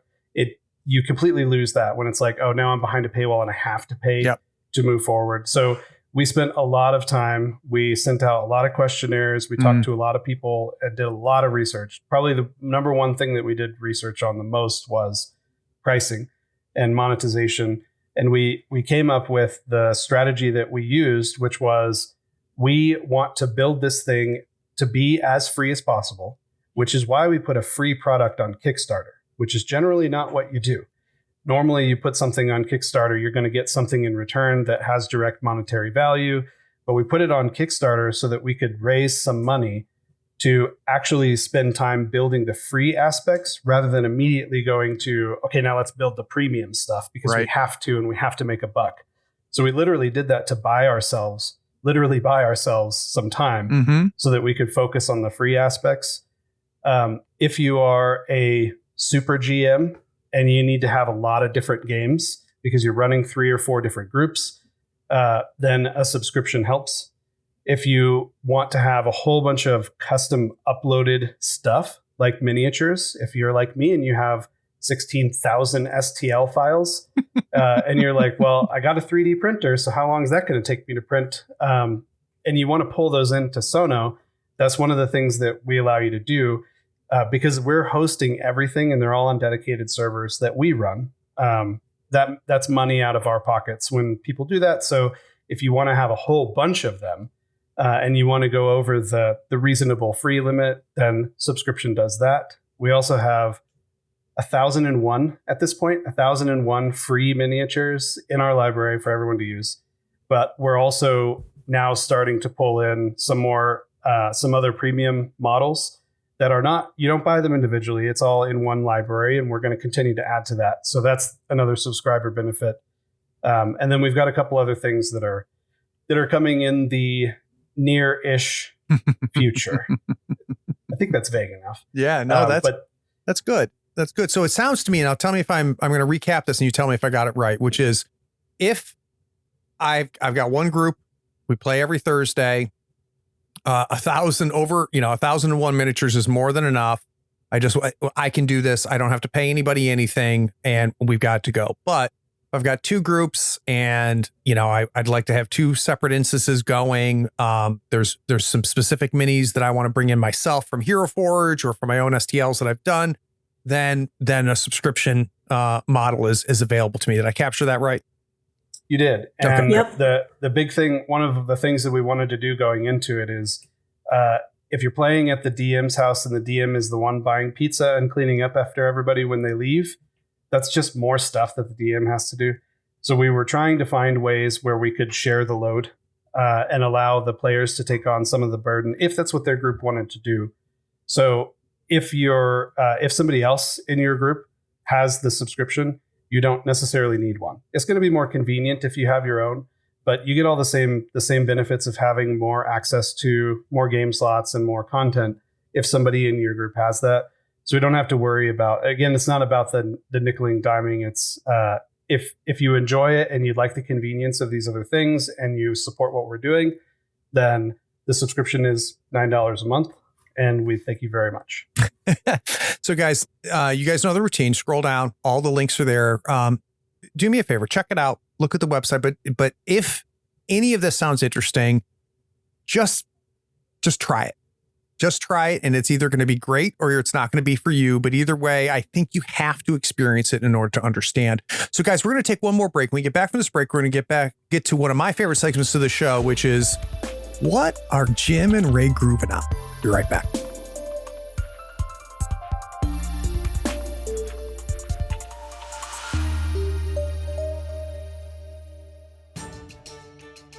Attention all floor heads, gather round. I have a quest for you. You can simultaneously show your love for the show and embark on rewarding adventures. Head over to drivethrurpg.com, your one-stop shop for all things gaming. Whether you're looking for rulebooks, maps, art, or epic tales to enhance your gaming experience, it is that one-stop shop. Now, in the show notes, there's a unique affiliate link.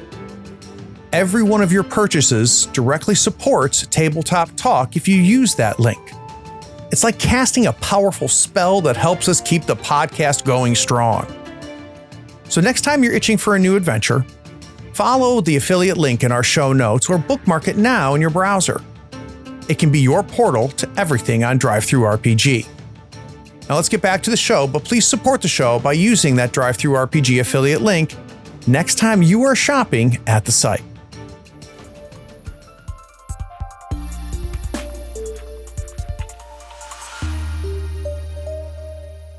So Jim, this segment of the show is relatively new in the last year or so.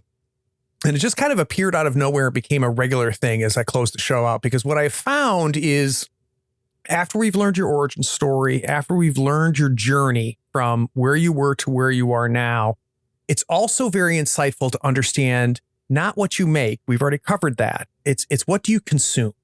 So I'd be curious, is there anything recently, a movie, a TV series, a book, a video game, an RPG, something that you have gotten your hands on or your eyes on, your ears on recently that kind of took over your life? Yes. What was it? Yes is the answer.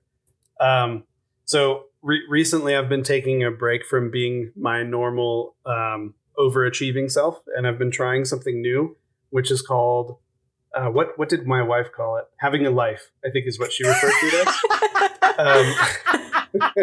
it. My hobby is being human, Craig. Right, yeah. And it's new to me. So I think I know what I'm supposed to be doing with it.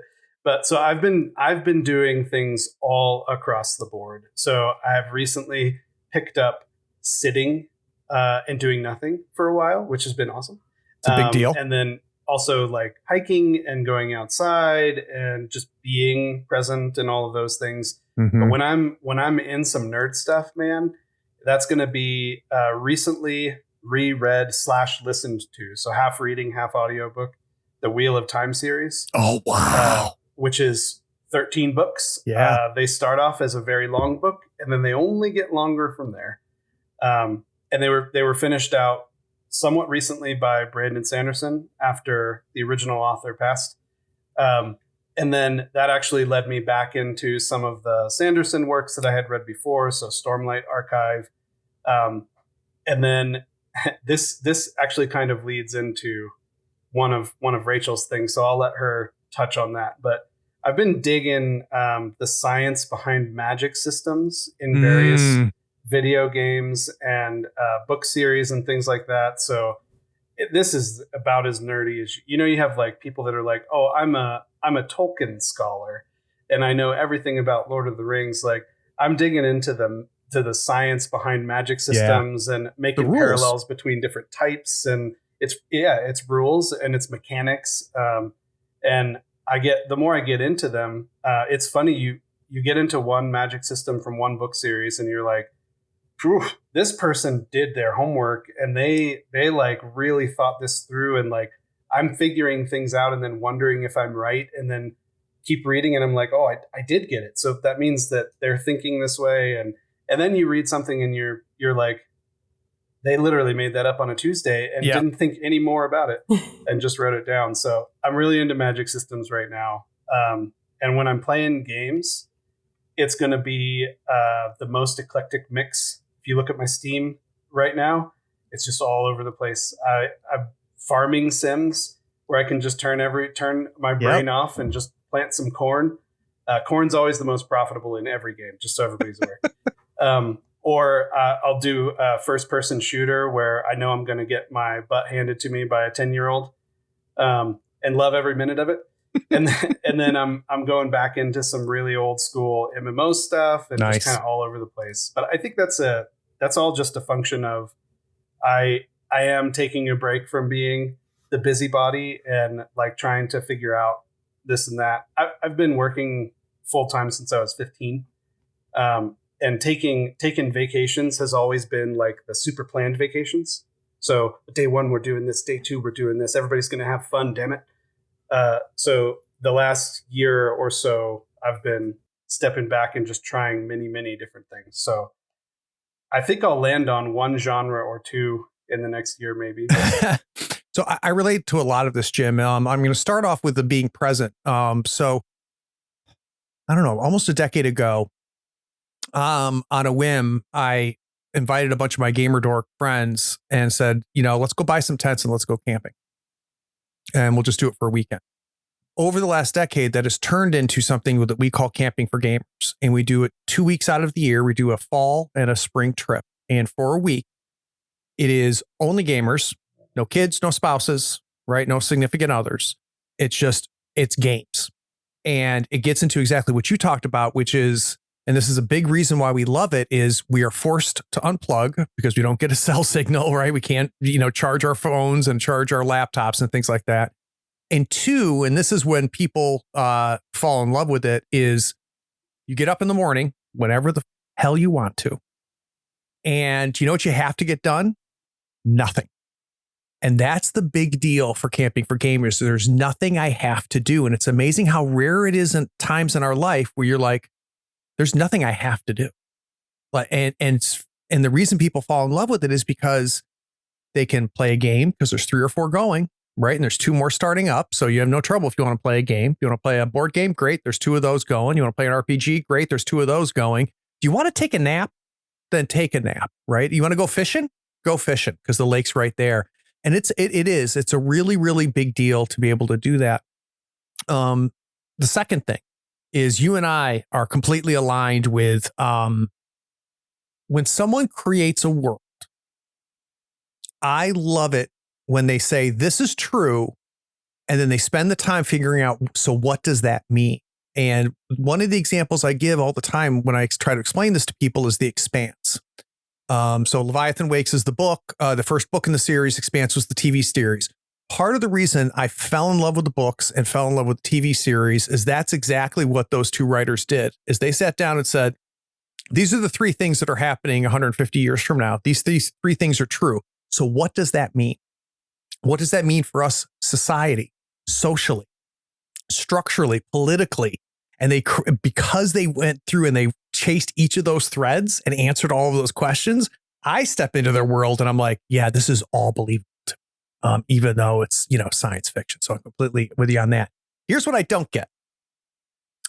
Explain to me, because I've never read one of his books, why Sanderson is such a big deal for so many people, because this is a phrase I've never heard anybody say. Yeah, Sanderson's okay. Everybody I've ever talked to said either Sanderson is unbelievable, my God, how have you not read it? Or it's all garbage. So can you help me understand? Yeah, for sure. This is here's my nerd flag. I'm flying it right now. But you're in good company. This was for one of the forewords for his books. I read forewords. I read epilogues and prologues and from the authors and all of those things. So, but from one of them, he was describing his approach to writing, and essentially, it's this: a lot of writers will write about a war between 2 conflicting civilizations and everything that happens between those. And instead, what he's doing is he's writing a story about a man who happens to be in the middle of a war going on between 2 civilizations. So everything that he writes is it's very relatable. It's very humble. When it gets ostentatious and when it gets super flowery, there's a reason behind it. And the reason behind that is always based on the characters and the arc of the characters. So it's similar to and that's what I like about TTRPGs is you get thrown into a world, but it's not the world, it's you. You are in the world. Yeah. And the story is you, and it's your choices and what you do and how that affects the world as a whole. So he has a really good knack for writing characters. They're all believable. They all have their own rules. Just like the magic systems have their own rules, everything has a place and a purpose. And if you need to know that place and purpose, it will be revealed unto you at the appropriate time. But everything is so well thought through. And it's about the people, not these really cool ideas that I had. Like maybe we could throw in lasers and maybe we could do this. And maybe it's just the people. And just like you said, there's these tenets or these rules. These are the 3 hooks, and then everything works within those. And it just kind of everything washes, and it all just makes sense. He also has really cool reveals too. Once you realize that most of his books take place in the same universe, and you start to see crossovers and things like that, it's a different level for. You can read one book series and love it. You can read another one and love it. You can read all of them and find all of the little nicks and knacks. Oh, that's cool. Yeah, kind of like the movie Shrek. You can watch it as a 4-year-old and love it. You can watch it as an adult and be like, "Ooh, that's dirty." I have not heard Sanderson compared to Shrek. That's a first for me, Jim. So that's good. Yeah. So, Jim, if there's anybody listening right now that is like me and has never read Sanderson, what is the 2 books that we need to go by to be able to understand why you love it so? Elantris. It's ELA, Elantris. That's a really good intro to a very, very character-driven story where the world just kind of unfolds around, and you learn all these things about the world, but through the viewpoint of characters and their arcs. And then after that, it really depends on your style. If you're more into the magic and mystery side of things, Warbreaker would be the next one. There's a very interesting magic system in there that has to do with color being attached to life force. Sounds really weird. But then once you get into the idea behind it, it's pretty cool. Or if you're more of the epic type, just read the first book in the Stormlight Archive. And if you're hooked in the first 40 pages, you're going to read all 5 books. Get ready. If you're not hooked in the 40 pages, it's okay. I love you just the way you are. You can move on. How about for you, Ray? What is something recently that's gotten its hooks into you? Yeah, so I'm a huge reader. I've been reading since I could read. So speaking of epic, the Outlander book series, and actually that is less recent. I've been kind of obsessed with Outlander for a long time, but I'm actually reading book 9, which is currently out, and it's getting closer to the end of the series. And I actually can't make it through the book because I don't want to get to certain places where this journey is over or ending. Yeah. So, but I love anything written by Diana Gabaldon. Also, so more recently, I've been reading a lot of Sarah J. Maas and her new series, so she normally is known for writing young adult fantasy fiction, but she's writing a new series, which is, the genre is fairly recent itself, I think, but it's more called new adult fantasy. So it's more mature than what you find in young adult fiction. So her new series, I think it's called the Crescent City series. I read the first book of it and I was like, this is amazing. I couldn't stop reading it once I started. Why was it amazing? I think so first of all, young adult fantasy is amazing because it's so aesthetic. Like when you think about reading something, if it's gonna feel aesthetic, like young adult fantasy, it's the best because it's so colorful in the writing, but everything is also it has to be at a certain level of PG-13, if that makes sense. Right. Yep. Where if you then imagine sort of progressing that to an R-rated, things get a little bit more real. So there's instantly some more grit, some more relatability to it reading in your 30s versus being 16. And then so speaking of magic systems, I think she's done an amazing job in building a world behind the scenes of her book. And so you see that coming through and you learn it as you're going through the story. But the story is about the characters, similar to what Jim was saying with Sanderson. So her, the second book only came out recently, the second book in the series, maybe a year ago, but I consumed that as quickly as I could. And I'm now eagerly awaiting the third book in that series. The other thing that I recently have been spending time with is I found they have a podcast and a website. They're called Mythcreants, and they're actually putting out content on, it's sort of educational content where they're digging into others' story creating and they're breaking it down. And so they have a ton of blog articles and podcast episodes where they actually are digging into these things and talking about them and doing a lot of commentary on them. And so where did certain storytellers hit the mark? Where did they go so wrong? Like what things need to change in the future of like fantasy fiction? And they just dig into it in a way that I've never been able to find before. And so as somebody who both loves to read and wants to write more, I have found their content just so compelling. I have spent hours actually reading on their website, reading these articles because they're just digging into things and uncovering them. And it's very interesting. They're a little harsh on Sarah J. Maas for my taste, but but it's also kind of helpful. Like they don't pull their punches. They give these really honest and like digging into things. And it's just so helpful and interesting. It's what English class should have been in high school, I think. Can I derail for just a sec? Yeah, of course. And I'm going to ask a question that's going to lead into my sister bragging about herself. But beyond just reading things, are you writing anything right now? Yes. So I'm always writing. I've got 5 in progress novels that who knows if they'll ever actually be done. But I am recently have started getting into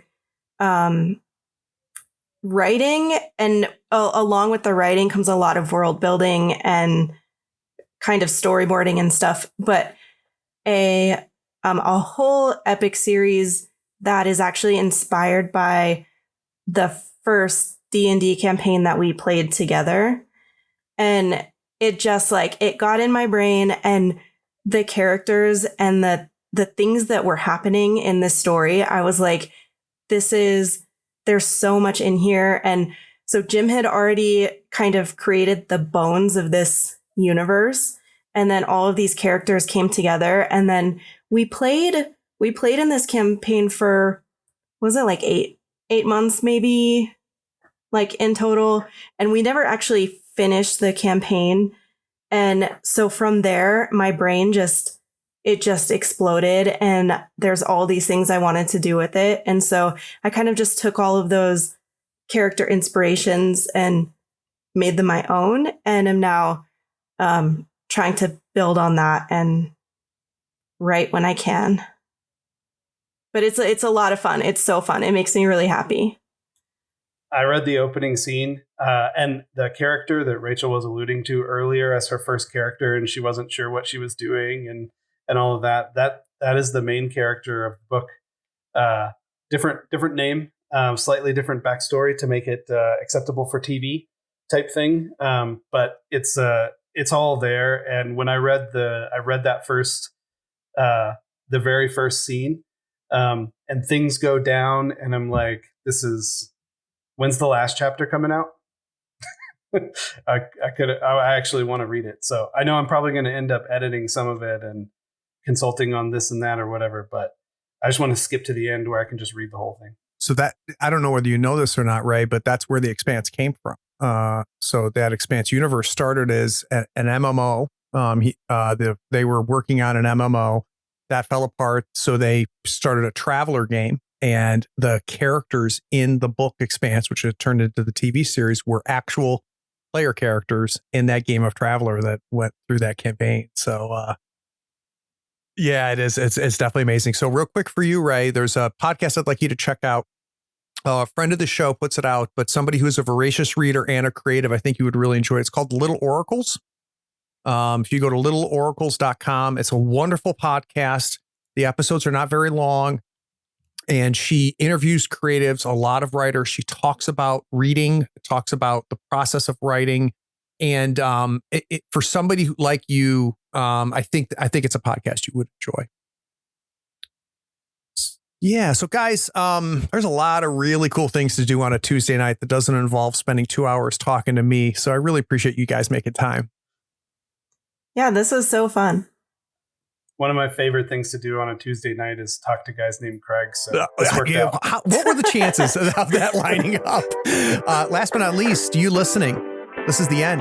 You listen to the whole thing, and I appreciate you too. Take care.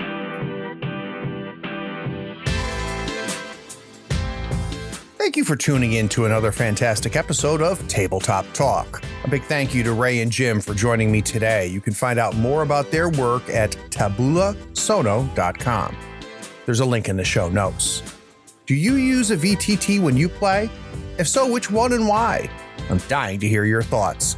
Let me know on Facebook, Twitter, Instagram, Blue Sky, or drop me a line at admin@thirdfloorwars.com. And don't worry, all those links are in the show notes waiting for you. Could you do me a solid and hit that subscribe button, or maybe even leave a review or a rating? I bet one of your pals would dig this episode. Why don't you share it with them? Do not want to miss the next episode. I talked to W.F. Smith of Prismatic Wasteland about their any-winning supplement, Barkeep on the Borderlands. Happy gaming, friend. You know that thing you've been thinking about? That game that really wants to get from your head to the table? You know what today is? Today's a good day to make.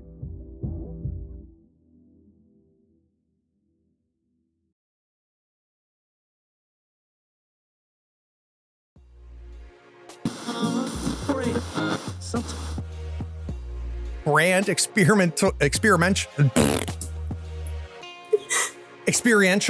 events, user experience, user interface, graphic systems, and content creation.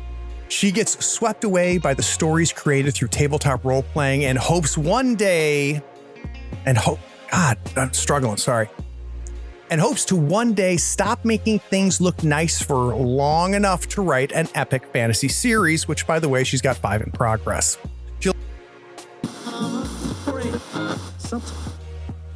That is exactly how I love my podcast to be, guys. Perfect. Awesome. Thank you. Yep. That was both stories super interesting, and neither I expect. Great stuff. Great stuff. I didn't even know some of that stuff about Jim. Look at you. You didn't. Jim I has think two families. there was something that I don't remember what it was, but we were talking about like student loans or something like that. And I think you learned for the first time that I paid my own way through college. And you were like, wait, what? Wait, Yeah. you would, huh? And that was Yeah. like 2 weeks ago or something. So Buddy. I was like, you were there the whole time. I was in my own world. Yeah. What happens to me, I'm the oldest. What happens to me is we'll all be, around as adults now. And one of my brothers or my sister will go, Craig, do you remember when, you did this, and this? And my brother goes, yeah, I remember when Craig did that. And my sister, I'll be like, I have no idea what the fuck you're talking about. Like, I don't remember any of that, but obviously it happened because they're all like, yeah. And I don't recall any of it. And I was obviously a much bigger asshole as the oldest brother than I ever realized. So I just blocked that out. Yep. I just remember the good stuff. All right, guys, I'll bring this back.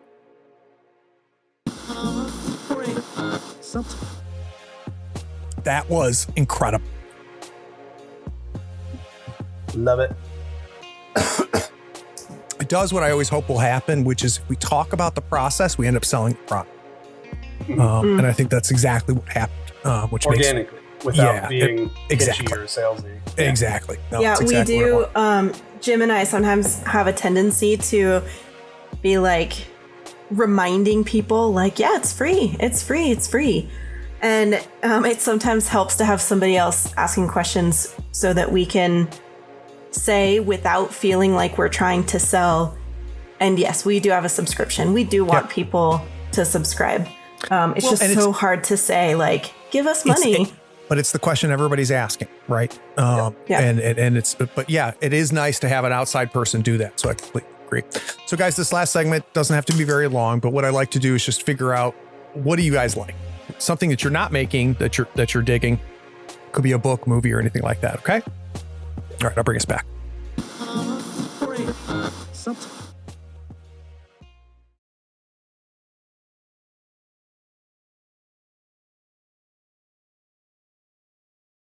Oh, hey, are you still here?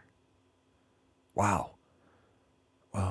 Well, the episode is over, but if you're bored, why not go to patreon.com and support the show for as little as $1 a month? Yeah, you can just scroll down, Scroll down and get the link. It's Patreon that makes this and all of our other content possible. Don't you want to join the other floorheads on the Patreon Discord? Anyway, thanks for sticking around. Take care. Bye.